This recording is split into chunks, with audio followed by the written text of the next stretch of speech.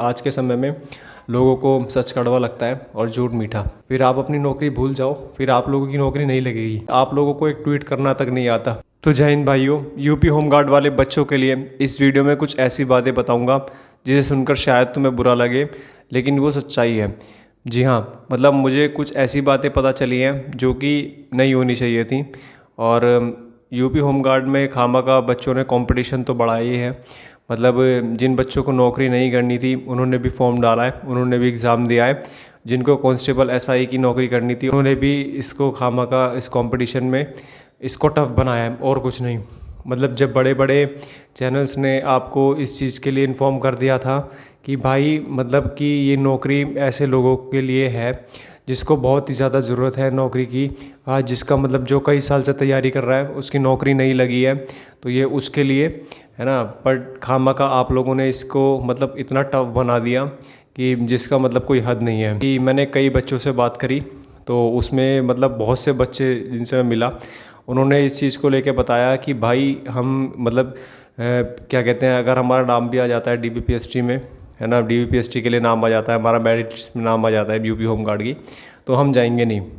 क्योंकि हम उस टाइम पे एसआई और उसकी क्या कहते हैं अगले मतलब अपने एग्ज़ाम की तैयारी कर रहे होंगे उस चीज़ को लेके। तो मतलब ये चीज़ बड़ी मतलब शॉकिंग है कि यार मतलब जब आपको उस चीज़ की ज़रूरत नहीं है, तो अगर आपको ये नौकरी नहीं करनी तो फिर आपने खामखा इस चीज़ को क्यों मतलब आपको ये फिर करनी नहीं चाहिए थी इस चीज़ को लेके, है ना। तो एक एक मतलब एक दो बच्चे की बात नहीं है, इसमें कई हज़ार स्टूडेंट्स ऐसे हैं कि मतलब जिसको नीड ही नहीं थी इस चीज़ की, वो खामखा इस चीज़ में घुसे हैं आके, है ना। और मतलब नौकरी लग भी जाएगी तो भी वो नौकरी को छोड़ देंगे, है ना। मतलब उनका कोई बेनिफिट ही नहीं है, मतलब उनको मतलब इस चीज़ से कोई मतलब लेना देना ही नहीं है कि मतलब वो नौकरी किसी के लिए कितनी इंपॉर्टेंट है। जो हमारे एग्जामपुर वाले भी एक भैया हैं वो भी इस चीज़ को लेकर ही बोल रहे थे कि वेटिंग लिस्ट अगर भर्ती बोर्ड जारी कर देता तो इसमें मतलब बच्चों का इतना भला हो जाता कि मतलब अगर कुछ बच्चे रह भी जाते किसी चीज़ को लेकर तो उन बच्चों को मतलब कि बुला लिया जाता वेटिंग लिस्ट के थ्रू। तो वेटिंग लिस्ट का एक बहुत बड़ा फ़ायदा ये था, बट ये है कि इसमें भर्ती बोर्ड का कोई रिस्पांस नहीं है। मतलब लगातार ट्वीट चल रहे हैं बच्चों की तरफ से, टीचर्स की तरफ से, और हम भी इस चीज़ को मतलब बढ़ावा दे रहे हैं कि अगर वेटिंग लिस्ट जारी होती है तो बहुत स्टूडेंट ऐसे होंगे जिनके मतलब कुछ नंबर्स रहने के बाद भी अगर वो बाहर हो जाते हैं तो वेटिंग लिस्ट के थ्रू जो स्टूडेंट्स मतलब नौकरी को छोड़ देंगे यूपी होमगार्ड की, तो उनको बच्चों को बुला लिया जाएगा, है ना। तो ये बहुत ही इम्पॉर्टेंट चीज़ है, बट इस चीज़ में कंट्रीब्यूशन बच्चों का नहीं है जो कि होना चाहिए। और ये चीज़ आप ध्यान रखना कि इसमें आप लोगों का भला, आप लोगों का ही भला है, टीचर्स का इसमें कोई बेनिफिट नहीं है। और नौकरी करोगे आप लोग करोगे, आप टीचर को कुछ नहीं दोगे, ठीक है। जो आपके लिए आवाज़ उठा रहा है उसके साथ अगर कोई मतलब बच्चा नहीं है, या फिर सबसे बड़ी बात यह है कि आप लोगों को एक ट्वीट करना तक नहीं आता। बड़ी शॉकिंग चीज़ है ये कि आप सोशल मीडिया यूज़ करना जानते हो, इंस्टाग्राम, व्हाट्सएप, फेसबुक सब चीज़ चलाना जानते हो, पर आप लोगों को एक ट्वीट करना तक नहीं आता।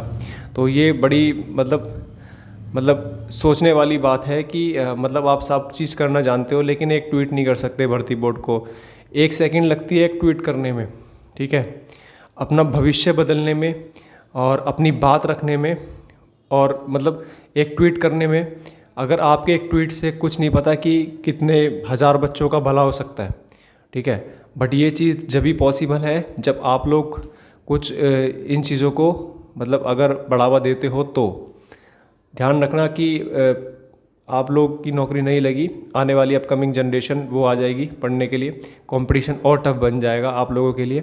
तो आप सोच लो कि अगर इस टाइम पे नहीं है तो आगे आने वाले समय में 1-2 साल में फिर आप अपनी नौकरी भूल जाओ, फिर आप लोगों की नौकरी नहीं लगेगी। ये बात मैं बड़े दावे के साथ बोल रहा हूँ कि अगर इस टाइम पे आपने थोड़ी सी अगर मेहनत कर ली और थोड़ा सा अगर अपना मतलब कंट्रीब्यूशन दिखा दिया वेटिंग लिस्ट के लिए, तो चांसेस हैं कि मतलब कि वेटिंग लिस्ट जारी हो सकती है ना। क्योंकि 2027 में चुनाव है और मतलब कि सरकार को इस टाइम मतलब इतनी हाइप पर है कि उसको हमारी चीज़ें माननी ही पड़ेंगी, है ना। मैं कोई आपको कुछ गलत सलाह नहीं दे रहा, लेकिन आपके लिए बहुत ही इम्पोर्टेंट चीज़ है।